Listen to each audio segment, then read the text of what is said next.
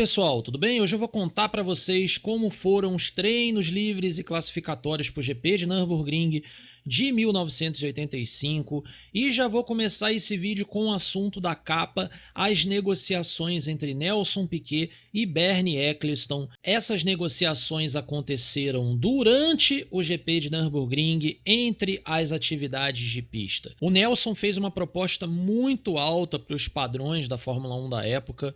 Ele propôs um contrato de 2 anos no valor de 4 milhões de dólares. Seriam 2 milhões de dólares por temporada, segundo levantou o Celso Tiberê, que inclusive era muito próximo ao Nelson. O Celso Tiberê sempre teve muitas informações a respeito do Nelson. O Nelson o tinha como um confidente. E por que o Nelson fez uma proposta tão alta assim?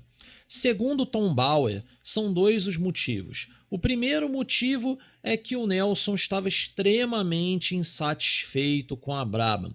O segundo motivo é que se colar, colou. Em que sentido? Se colar, se o Bernie aceitar, ótimo. Ele teria o maior contrato da história da Fórmula 1 na época. Se o Bernie não aceitasse, ele tinha passe livre para ir para outro time, ou seja, sem brigas, sem litígio, sem discussões. Simplesmente a culpa seria do Bernie, que não aceitou, e não do Nelson. Era simples assim. O Tom Bauer conta que o Nelson queria o terceiro título mundial e ele já estava profundamente insatisfeito com a Brabham.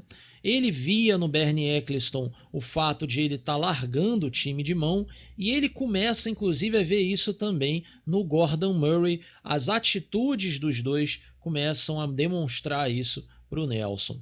Da parte do Bernie, eu posso adiantar para vocês que os motivos eram vários para que ele tivesse deixando a Brabham um pouco de lado, vamos dizer assim. O Bernie vinha enfrentando vários problemas em 1985, alguns deles envolvendo Slavika Ecclestone, que ele teve inclusive que se casar em 1985 e abandonar de vez lá a Tuana, a sua ex-esposa. O Bernie teve que abandonar uma propriedade milionária que ele vivia no centro de Londres. Nesse negócio aí envolvendo amigos e alguns vizinhos, ele perdeu 1 milhão de libras, fora tudo que estava dentro do apartamento, que também era avaliado em alguns milhões de libras, obras de arte orientais. A Tuana era de origem vietnamita. Enfim, foi uma belíssima confusão envolvendo até futurólogos, juro para vocês. Por quê? Porque o Bernie entrou num estado de depressão enorme, a Tuana procurou futurólogos para tentar, enfim, aconselhar o Bernie de alguma forma, e os futurólogos previam que se ele continuasse tendo as crises de choro e de depressão, ele ia ter uma morte trágica em meio a ferro retorcido. É maravilhoso. Enfim, uma confusão danada. O Bernie não conseguia dar atenção ao time. Outro motivo é que ele perdia 1 milhão de libras ano na Brabham.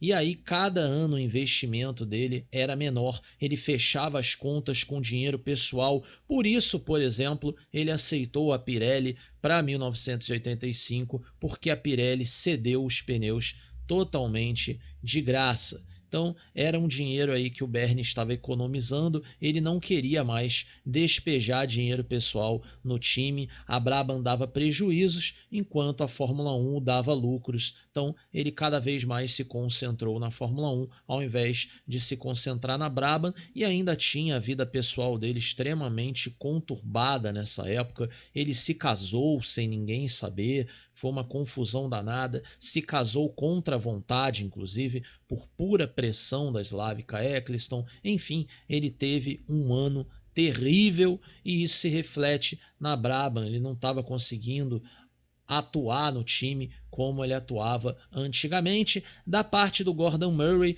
o Nelson, segundo o Tom Bauer, o Nelson achava o Gordon muito diferente de anos anteriores, no sentido de que estava meio desligado, tendo umas atitudes estranhas. Por exemplo, ele começou a fazer sessões de spa mental com George Harrison. Isso é completamente aleatório, mas enfim, muito maluco. E o Nelson, coitado, em meio a isso tudo, ainda querendo competir, ainda querendo o terceiro título mundial, e em meio a essa maluquice toda, o Gordon desinteressado, o Bernie desinteressado pelo time, enfim, uma confusão danada, e aí era melhor para o Nelson arrumar uma forma de sair, porém sem brigas, sem litígio. Ele simplesmente pede um valor que ele sabia que o Bernie não ia conseguir arcar com esse valor. O Bernie fez uma proposta boa para o Nelson, porém bem aquém do que ele pediu. O Bernie ofereceu 2 milhões de dólares, metade do que o Nelson pediu. Ou seja, seria 1 milhão de dólares por temporada, dinheiro parecido com o que ganhavam os pilotos de tabagistas. Reparem nesse texto do Celso Tiberê duas coisas interessantes. A primeira, que o Bernie já trabalhava na possibilidade de trazer Ayrton Senna, segundo o Celso Tiberê. Outra questão que é citada aí é que o Nelson estava em conversações com a McLaren para 1986. O que eu preciso que vocês entendam dessa história hoje? Quanto o Nelson queria, quanto o Bernie ofereceu, e eles não chegaram num acordo. Preciso também que vocês entendam que essa história de Ayrton Senna na Brabham é pura especulação. E não é do Celso Tiberê, não. É especulação do paddock da Fórmula 1. Isso não era real. Outra coisa que eu preciso que vocês entendam também é que essa história de McLaren é um lobby. E aí, quando tudo isso for pertinente, eu vou explicando para vocês ponto a ponto, dentro da cronologia correta, e como o Nelson vai parar na Williams, ok? Ah, Felipe, mas por que você não conta logo tudo agora? Porque nada disso aconteceu aqui em Nürburgring em 1985. Então a gente vai quebrar toda a sequência histórica. A gente vai destruir a cronologia inteira. Então, eu adianto para vocês, na Áustria eu consigo resolver parte disso tudo, ok? O Hélio De Angelis é um pouco mais para frente, ou seja, Hélio De Angelis e Brabham é um pouco mais para frente, tá bom? E uma última informação sobre esse assunto, um outro personagem que vai entrar nessa história é o Niki Lauda. Assim que ele anuncia a aposentadoria e, consequentemente, o desligamento da McLaren, ele passa a ser um alvo da Brabham. Porém, essas negociações não vão dar certo e vocês vão entender a partir do prosseguimento da temporada. Outra curiosidade bacana é que teve uma corrida de kart feita entre as esposas e namoradas dos pilotos. É isso mesmo. E aí a namorada do Mark Surer, a Franziska Piller, venceu a primeira prova. Ela conseguiu chegar na frente da Patricia Boutsan, esposa do Thierry Boutsan. E na segunda prova, quem venceu foi a namorada do Jonathan Palmer, a Jill Woodruff. Várias meninas participaram aí, a Nádia, esposa do Alboreto, a namorada do Hélio De Angelis, a Ute Kiltenberger, também participou dessa prova, a namorada do Stephanie Johansson, que eu infelizmente não sei o nome. Enfim, várias meninas participaram aí dessa prova, foi bem interessante. Teve uma corrida de kart entre os rapazes também e quem venceu foi o Keck Rosberg. Bom, e se você assistiu esse vídeo até aqui, por favor, deixe seu like, não esquece, é só você arrastar aí na tela do seu celular e mandar o like. Você vai ajudar demais o YouTube a distribuir o vídeo para que a gente chegue a mais gente, para que o canal continue se desenvolvendo. Se você quiser também ajudar o canal, considere se tornar membro. O programa de membros é R$ 4,99 ao mês e você tem direito a acessar aqui o nosso grupo, onde a gente discute temas do automobilismo. A gente assiste as provas da Fórmula 1 juntos, da Fórmula Indy, enfim, a gente discute as provas ao vivo, a gente troca material histórico, enfim, a gente faz um monte de coisas aqui bem interessantes, ok? Bom, e nos treinos aconteceu algo interessante na Tyrrell. Segundo Danny Jenkinson, houve uma inversão de números entre Beloff e Brundle e isso serviu como uma brecha no Pacto de Concórdia da FISA. Mais ou menos porque agora era o Beloff que tinha acesso aos motores turboalimentados e o Brundle não. Então, dessa forma, para resolver esse problema, eles inverteram os números dos pilotos, algo muito bizarro. Você podia ter dois carros com motores diferentes, porém eles tinham que seguir a temporada inteira. E aí, qual foi a solução do Ken Tyrrell então? continuar o carro turbo no número do carro turbo e o carro aspirado no número do carro aspirado. Muito bizarro, mas enfim, coisas da Tyrrell que só acontecem na Tyrrell. E isso, claro, intrigou o Dennis Jenkinson e ele foi atrás da Tyrrell para saber, né, o porquê dessa troca de números. E aí ele teve essa resposta, ficou um pouco indignado, como sempre, e aí colocou no Racing Report. Nos treinos livres, o Prost teve problemas nos freios. Já contei para vocês, por isso a McLaren descartou todo aquele sistema de freios novos. O Nelson Piquet teve problemas no motor que teve que ser trocado, então à tarde no qualifying ele teve que usar o carro reserva. O Senna também teve problemas pela manhã. A maioria dos pilotos ali que era postulante a pole position teve problemas. Isso foi muito bom para o Telfab, ele não tinha nada a ver com isso.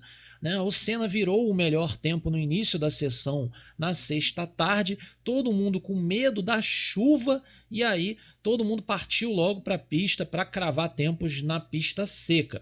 E aí o Senna virou o melhor tempo e o Telfab bateu o tempo dele por quase 1 segundo. O Dennis conta também que o Mansell teve problemas de freio de manhã, não foi mexido no sistema, à tarde esse problema só piorou, e o Rosberg teve problemas também, só que foi de dinâmica de chassi, ele não estava nada satisfeito com o setup do carro, mexia e não chegava próximo a algo que ele gostasse. Então, enfim, teve muitas modificações, os mecânicos da Williams trabalharam muito mudando o setup do carro e nada acontecia. Conclusão, as Ferraris também tendo problemas de setup, segundo Dennis Jenkinson, tanto no carro de Alboreto quanto no carro do Johansson. Isso deixou, como eu disse, o terreno para o Telfab cravar a pole position, surpreender todo mundo no autódromo de Nürburgring. O Dennis Jenkinson conta que o Senna não ia deixar barato para o Telfab.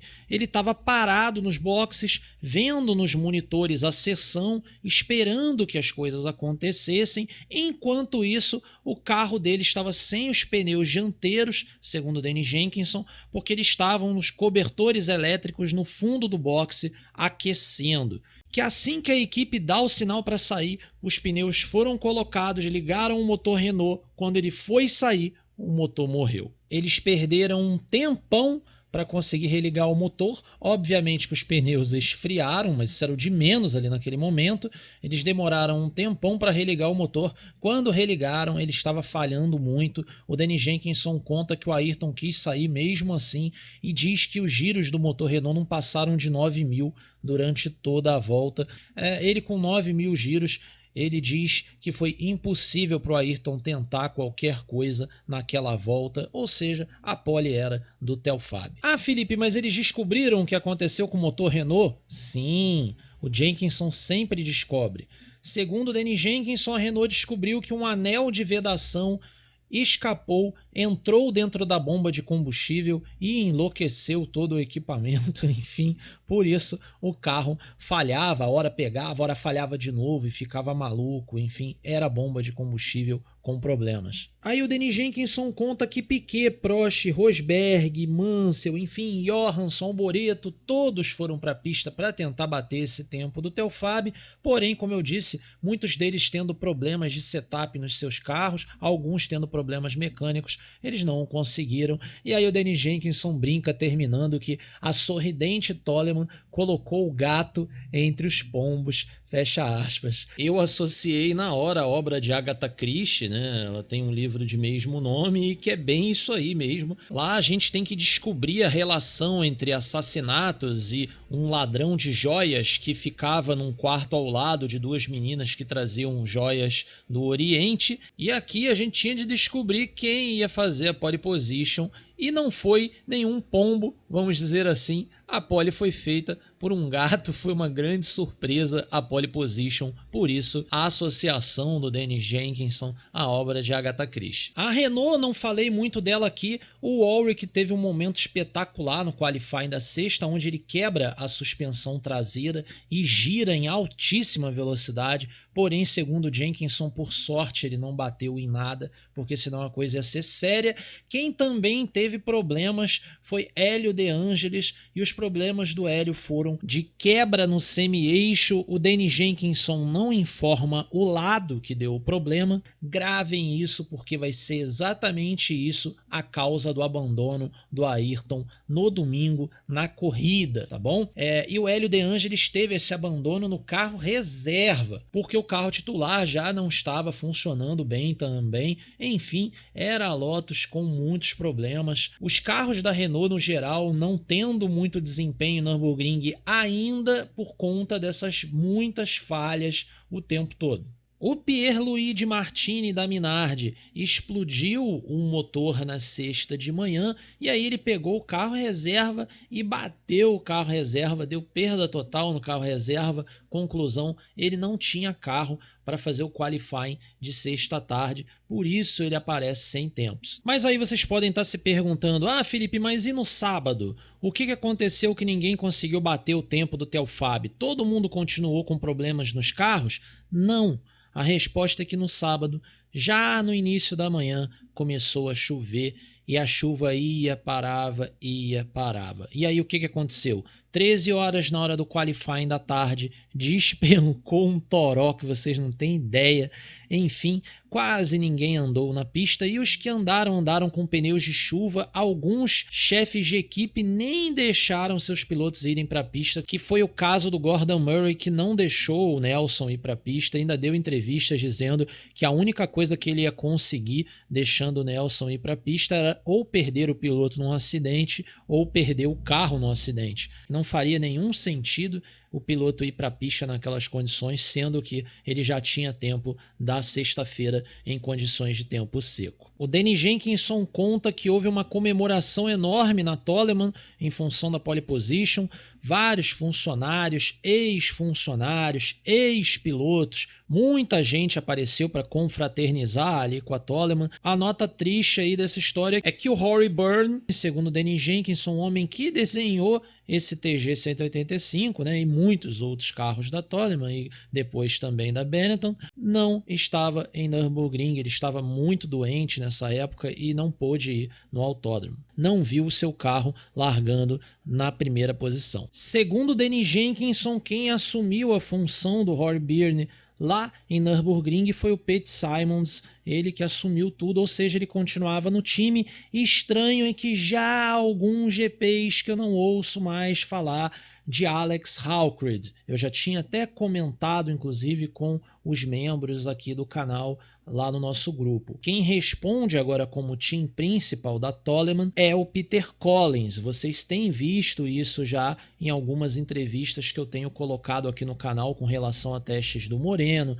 testes do Ghinzani, enfim, sempre o Peter Collins, que veio da Williams no meio da temporada. O Peter Collins é que tem tomado as decisões, tem sido o líder do time da Toleman. E aí ficou aquela dúvida se o Howkred tinha ou não se desligado do time. Comentei isso no grupo e não demorou 24 horas para o Israel conseguir a resposta.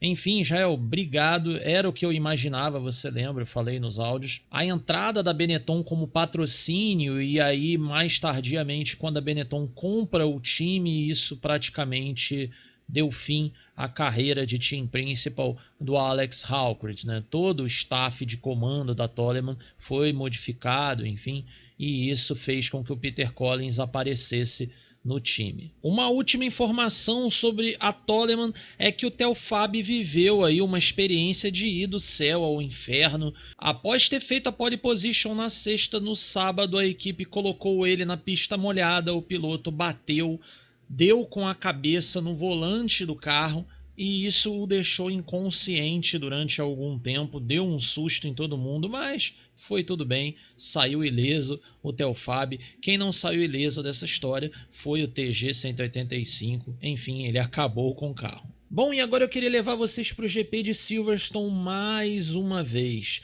O que aconteceu? Essa semana um inscrito da Inglaterra aqui do canal, ele liga as legendas e traduz os vídeos aqui do canal. Eu tenho um inscrito na França que também faz isso.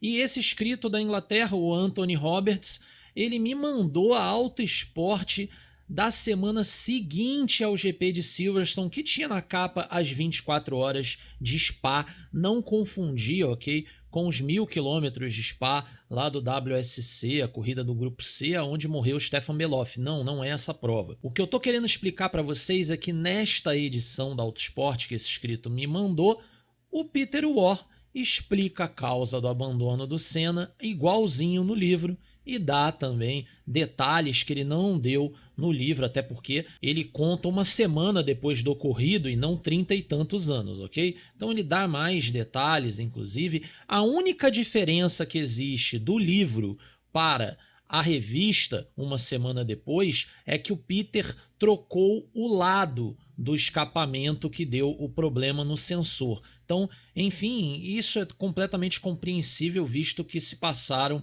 mais de 30 anos. Ele fala no livro esquerdo, enquanto que na entrevista ele fala direito. Mas enfim, tirando essa diferença, ele dá toda a explicação de quanto a mistura estava fora do correto com o acelerador pressionado, quanto ela estava fora com o acelerador meio pressionado, quanto isso gerou de déficit no final. E aí é bom porque, como vem de revista, eu consigo colocar para vocês na tela. É até por isso que o inscrito me procurou, né? Porque eu deixei claro que eu não ia colocar o livro do Peter na tela, e é maravilhoso, porque aí com a revista eu consigo pôr. É uma revista de mais de 30 anos atrás, ela não está à venda, é tranquilo para que eu ponha na tela para vocês. Então tá aí de maneira, vamos dizer assim, oficial a explicação do Peter, e o melhor, né, é uma explicação de época, não é uma coisa que ele fez 30 anos depois com Ayrton já morto. Não, isso foi feito na época, uma semana depois do ocorrido, conforme vocês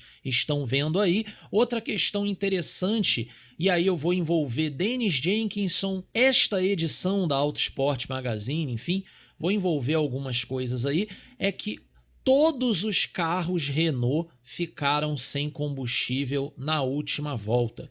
E aí vocês vão me perguntar, mas Felipe, como assim? O Jacques Laffite foi terceiro, o Ullrich marcou pontos. Como assim? Eu vou explicar para vocês. O único carro Renault que teria combustível para terminar essa prova seria o do Martin Brundle da Tyrrell, que veio da última posição, gente. E essa confusão é tão grande que até no review da Fórmula 1 de 1985, eu já trouxe isso para vocês, o Prost bota nele, coitado, a culpa pelo que aconteceu, e não foi culpa do Prost. Como assim e o que aconteceu? O Prost conta no review da Fórmula 1 que ele não viu a quadriculada e deu a última volta. E aí quase ficou sem combustível. Tinha medo de ter pane seca e já tinha acabado a prova e ele não sabia.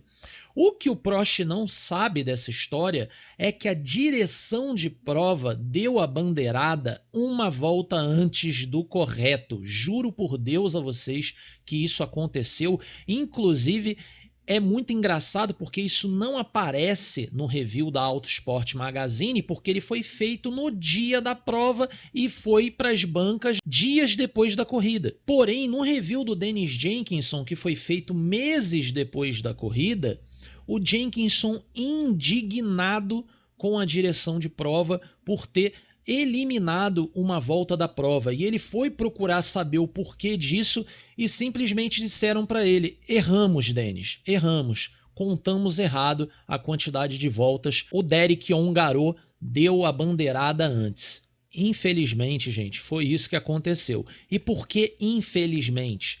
Porque foi uma bagunça completa. O Laffite também não viu a bandeira de chegada. Conclusão, foi dar a última volta, ficou sem combustível, não conseguiu voltar, nem no pódio ele apareceu. Ele não apareceu por isso, porque ele parou na pista, estava voltando a pé. Quando ele chegou, o pódio já tinha acontecido. Outra questão interessante é que o Nelson, que chegou na quarta posição, foi o maior prejudicado disso, porque ele tinha combustível para terminar a prova. E se a prova acontece de maneira correta, se ela ela vai até o final mesmo, vamos dizer assim, o Prost ia vencer, o Alboreto ia ser segundo e o Nelson ia ser terceiro. Os carros Renault de Warwick e Lafitte, no caso da Ligier Renault, iam ficar pelo caminho sem combustível na última volta. Mesmo assim, eles iam terminar na quarta e quinta posições, e aí ia depender de em que ponto da pista quem ia ter a pane seca, enfim, vocês entenderam. E aí nós íamos ter o Suter e o Brundle, esses não iam conseguir ganhar posições por causa da questão das voltas, eles estavam uma volta atrás de Nelson, Lafitte e Warwick. Então, enfim, eles não conseguiriam remover essa volta. E uma última informação aí dessa prova é o depoimento do Lafitte, o sortudo aí de Silverstone, porém revoltado no final da prova, dando depoimentos aí de como foi a sua corrida. Ele teve problemas no fuel gauge do seu carro, ou seja, a Ligier já tinha um medidor de combustível dentro do carro para que o piloto ajudasse informando o combustível para o time fazer as contas,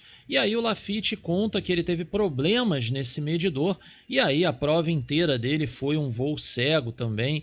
Ele bem irritado com a Fórmula 1, dizendo que isso não é Fórmula 1, isso é Le Mans, você correr tendo que aliviar o acelerador, ele diz. E aí ele lamenta também pelo Nelson, né? O que ele lamenta é isso que eu estou dizendo a vocês, o Nelson seria o terceiro colocado, ele deu sorte, acabou subindo ao pódio, porém ele reconhece que o Nelson foi muito prejudicado aí pelo erro da direção de prova. Ok, pessoal, então é isso, eu espero que vocês tenham gostado do vídeo. Queria muito agradecer ao Israel que me ajudou aqui em algumas partes desse vídeo, o Anthony também que digitalizou a Autosport dele para mim. Agradeço demais a vocês, eu fico muito feliz de ver que hoje eu não tô sozinho, né? Quando eu criei o grupo do canal foi uma coisa até meio contra a minha vontade, muita gente já me pedia para criar o clube de canais, eu não criava, demorei quase um ano para criar o clube de canais, enfim, e foi o meu maior erro, eu assumo isso, ok? Como produtor de conteúdo, foi o meu maior erro, porque o grupo me trouxe pessoas que são fantásticas, né? Eu conheci outros historiadores de Fórmula 1, enfim, eu consegui ter contato com pessoas. Isso foi muito importante porque dá pra gente a sensação de que a gente não está trabalhando sozinho, a gente não está fazendo tudo sozinho, né?